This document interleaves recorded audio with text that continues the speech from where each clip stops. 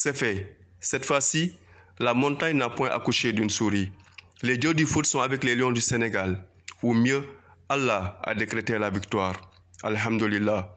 La Coupe d'Afrique des Nations de l'édition 2021 est tombée dans l'escarcelle du Sénégal. Une victoire méritée. Parfois, le succès envie le mérite, ou le succès se prend pour le mérite. Cette fois-ci, le succès est mérité car dans cette CAN 2021, les Lions sont restés constants dans cette dynamique de succès. Ils ont gagné en confiance. Ils sont même montés en puissance sur les 7 matchs disputés. D'abord, ils ont fini premier de leur groupe avec un but marqué. Mais c'était vraiment coussi-coussa. Ensuite, lors des matchs couperés, ils assurent leur ticket pour une 3e finale de leur histoire. Et malgré la valeur intrinsèque du groupe, les démons continuent à hanter les esprits quant à la capacité des joueurs à vaincre le signe indien et à remporter la coupe. D'aucuns ont avancé les frustrations accumulées, la manie destructive de personnes mal intentionnées, l'incapacité des dirigeants de notre football après tant de campagnes infructueuses, les limites tactiques du coach, l'engagement insuffisant de certains joueurs, l'absence d'infrastructures et tant d'autres paramètres qui ont concouru aux échecs successifs de notre équipe nationale. Un diagnostic sous le signe de la malédiction et le dicton qui disait « jamais 203 ». Mais il y a toujours une première fois. Au soir de cette victoire, émotion et passion se mêlent, rire et pleurs s'entremêlent, les doutes sont dissipés, les querelles oubliées. Seulement, l'histoire n'a point oublié toutes ces personnes qui ont contribué à la concrétisation de ce sacre ad postum. Des dirigeants nous ont quittés, des choses ont quitté ce monde, des personnes qui ont porté les lions dans leur cœur ont rendu l'âme. Ils n'ont pas pu vivre ces moments d'extase, de communion avec le peuple. Paix à leur âme. Le Sénégal est champion d'Afrique. Un beau champion d'ailleurs. La clé de ce succès, c'est d'abord un homme qui avait rendez-vous avec son peuple, un homme qui avait rendez-vous avec l'histoire.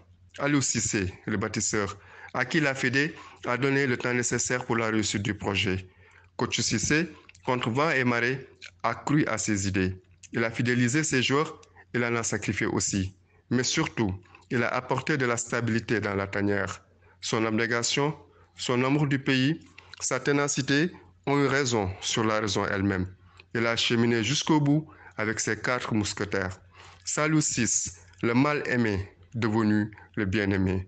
Cheikhou Kouyaté, le soldat avec ses 2 galons. Idrissa Gana Gueye, son talisman.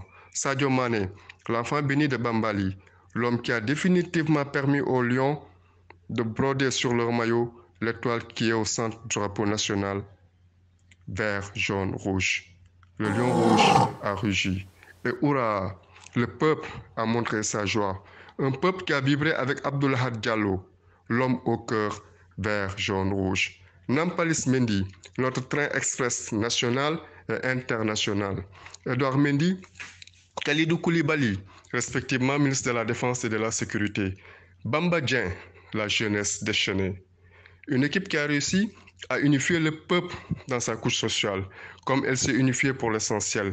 Titulaires et remplaçants, hommes du banc, ont montré que l'union fait la force. Une force avec une âme profonde, une âme qui tire sa santé dans la bonne conscience collective.